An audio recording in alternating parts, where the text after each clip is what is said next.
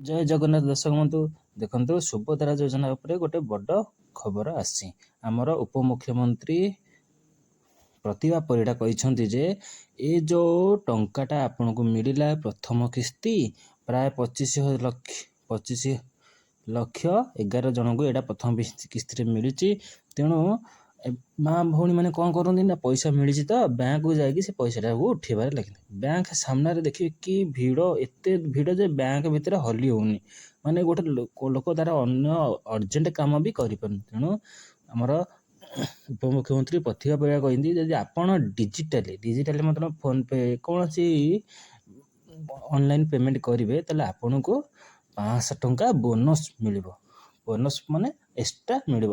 ତେଣୁ ଆପଣ ଆଉ ବ୍ୟାଙ୍କକୁ ଯିବାକୁ ପଡ଼ିବ ନାହିଁ, ଏମିତି ବି ଆଉ ବ୍ୟାଙ୍କ ଗହଳି କରିବାକୁ ପଡ଼ିବ ନାହିଁ। ତେଣୁ ଏଇଟା ଗୋଟେ ଭଲ ସୁଯୋଗ ଆପଣମାନଙ୍କ ପାଇଁ, ଯେ କି ମା ଭଉଣୀମାନେ ଯଦି ଡିଜିଟାଲି ସେଟା ଟ୍ରାଞ୍ଜାକ୍ସନ୍ କଲେ, ଯାହା କିଣିଲେ ଅନଲାଇନ୍ କିଣିପାରନ୍ତି, ଅନଲାଇନ୍ ପଇସା ଦେଇପାରନ୍ତି।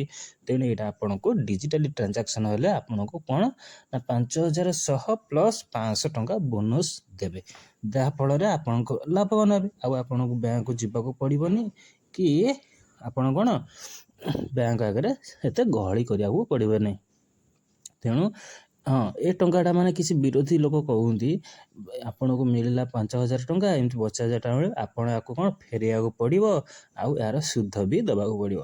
କାରଣ ବିପକ୍ଷ ଏମିତି କହିବେ, କିନ୍ତୁ ଆଜି ସ୍ପଷ୍ଟ କରିଦିଅନ୍ତି ଆମର ଉପମୁଖ୍ୟମନ୍ତ୍ରୀ ପ୍ରତିଭା ପରିଡ଼ା ମ୍ୟାଡ଼ାମ୍, ଯେ କି ଏହାକୁ କୌଣସି ପ୍ରକାର ଫେରସ୍ତ ନାହିଁ କି କୌଣସି ସୁଧ ବି ଆପଣଙ୍କୁ ଦେବାକୁ ପଡ଼ିବ ନାହିଁ। ଆପଣ ଯେମିତି ପାଇବେ, ଯେକୌଣସି ଉପାୟରେ ଆପଣ ଏହାକୁ ଖର୍ଚ୍ଚ କରିପାରିବେ। ଆପଣ ଯଦି ଚାହୁଁଥିବେ ଆପଣ କିଛି ବିଜନେସ୍ କରିପାରିବେ, ଯେକୌଣସି ଉପାୟରେ ଆପଣ ଏହାକୁ ଖର୍ଚ୍ଚ କରିପାରିବେ। ଏଥିରେ ଆପଣଙ୍କର ପୂର୍ଣ୍ଣ ଅଧିକାର ଅଛି। ଏହା ନା ସରକାରକୁ ଫେରେଇବାକୁ ପଡ଼ିବ, ନା ସୁଧ ଦେବାକୁ ପଡ଼ିବ। ତେଣୁ କିଛି ଗୁଜବ ପ୍ରଚାରିତ ହୋଇଯାଇଛି ଯେ କି ଆପଣମାନେ ଏ ପଇସାଟାକୁ ଫେରେଇବାକୁ ପଡ଼ିବ, ତେଣୁ ଆପଣମାନେ ଏଇଟା ଖର୍ଚ୍ଚ କରନ୍ତୁ ନାହିଁ। ଏଇଟା ଭୁଲ କଥା। ଆଜି ଉପମୁଖ୍ୟମନ୍ତ୍ରୀ ସ୍ପଷ୍ଟ ଘୋଷଣା କରିଛନ୍ତି, ଏହା ଏକ ଗୁଜବ। ଏହା କାହା କଥାରେ ଆପଣ ବିଶ୍ୱାସ କରନ୍ତୁ ନାହିଁ, ସରକାରଙ୍କ ଉପରେ ବିଶ୍ୱାସ ରଖନ୍ତୁ। ତେଣୁ ଏଇଟା ସମସ୍ତ ଭାବରେ ପହଞ୍ଚିବା ପାଇଁ ଏ ଭିଡ଼ିଓଟି ମୁଁ ଆପଣଙ୍କ ପାଇଁ କରିଛି। ଦେଖନ୍ତୁ, ଏ ପଇସାଟା ଯେଉଁ ମିଳିଛି ଆପଣଙ୍କ ପାଇଁ, ତେଣୁ ଏଇଟା ଆପଣଙ୍କ ପୂର୍ଣ୍ଣ ଅଧିକାର।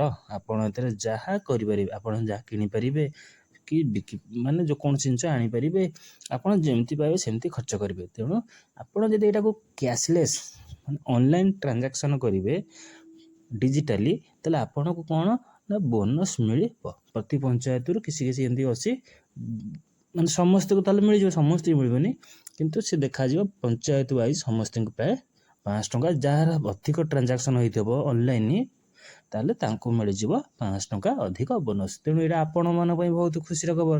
ତେଣୁ ଆପଣମାନେ ଯାହା କିଣିବେ, ଇଏ କରିବେ, ଅନଲାଇନ୍ ଟ୍ରାଞ୍ଜାକ୍ସନ୍ କରିବେ, ଏଥିରେ କୌଣସି ଅସୁବିଧା ନାହିଁ। ତେଣୁ ଆପଣମାନେ କୌଣସି ଗୁଜବ ଉପରେ ବିଶ୍ୱାସ କରନ୍ତୁ ନାହିଁ, କି କୌଣସି ଜାଗାକୁ ଯାଆନ୍ତୁ ନାହିଁ, ବ୍ୟାଙ୍କ ସାମ୍ନାକୁ ଅଯଥାରେ ଭିଡ଼ କରନ୍ତୁ ନାହିଁ। ଆପଣଙ୍କ ପଇସା ଆକାଉଣ୍ଟକୁ ଆସି କାଲି ପ୍ରାୟ କ'ଣ କରନ୍ତି ନା, ଯାଇକି ଉଠେଇ ଆଣନ୍ତି, କାଳେ କିଏ ନେଇଯିବ କି ସରକାର ପୁଣି ରିଟର୍ନ ନେଇଯିବେ କି। ନା, ସରକାର କାହିଁ ରିଟର୍ନ ନେବେ, ଦେଲେ ତ ନେବେ କ'ଣ ପାଇଁ। ତେଣୁ ଆପଣମାନେ କୌଣସି ଗୁଜବ କଥାରେ ବିଶ୍ୱାସ କରନ୍ତୁ ନାହିଁ। ସରକାର ଏଇଟା ଆପଣଙ୍କୁ ଦେଇଦେଲେ ଆପଣଙ୍କ ସ୍ୱାବଲମ୍ବୀ ହେବା ପାଇଁ, ସବୁ ମା ଭଉଣୀମାନଙ୍କ ପାଇଁ ଏଇଟା ଦେଇଛନ୍ତି।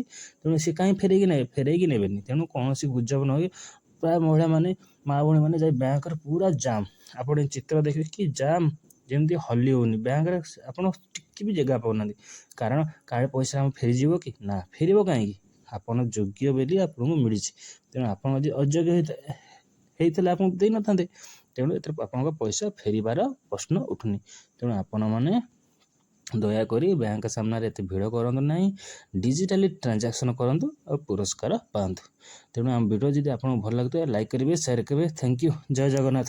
ଆଉ ଚ୍ୟାନେଲଟିକୁ ସବସ୍କ୍ରାଇବ୍ କରିବେ, ଯାହାଫଳରେ ଆପଣଙ୍କୁ ସମସ୍ତ ଓଡ଼ିଶା ଗଭର୍ଣ୍ଣମେଣ୍ଟ ଯୋଜନା ବିଷୟରେ ସବୁ ତଥ୍ୟ ମିଳିବ। ଜୟ ଜଗନ୍ନାଥ।